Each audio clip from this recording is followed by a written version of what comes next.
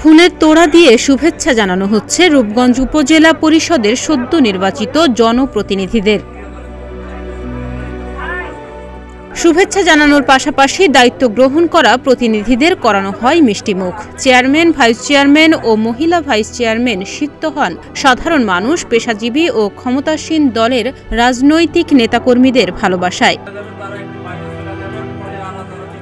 সোমবার ঢাকা বিভাগীয় কমিশনের কার্যালয়ে ষষ্ঠ উপজেলা পরিষদ নির্বাচনে বিভাগের বিভিন্ন উপজেলা পরিষদের নির্বাচিত চেয়ারম্যান, ভাইস চেয়ারম্যানদের শপথ বাক্য পাঠ করান ঢাকা বিভাগীয় কমিশনার।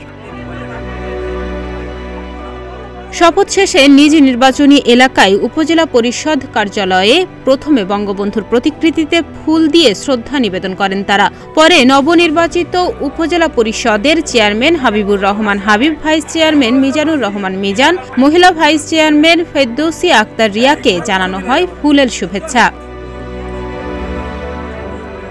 রূপগঞ্জের এমপি গোলাম দস্তগীর গাজী বীর প্রতীকের পরামর্শে উপজেলার উন্নয়নে কাজ করার অঙ্গীকার পুনর্ব্যক্ত করেন তারা। আশ্বাস দেন সন্ত্রাস ও মাদক মুক্ত সমাজ গড়ে তোলার, সেই সঙ্গে ভোট দিয়ে জয়যুক্ত করায় ভোটারদের প্রতি কৃতজ্ঞতা প্রকাশ করেন তারা।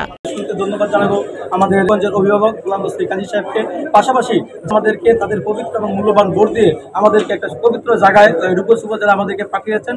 আমরা আমাদের রূপগঞ্জবাসীর প্রতিটা ভোটার এবং যারা ভোটার আমাদেরকে সহযোগিতা করেছে তাদেরকে সবাইকে আমি শুরুতে ধন্যবাদ জানাই।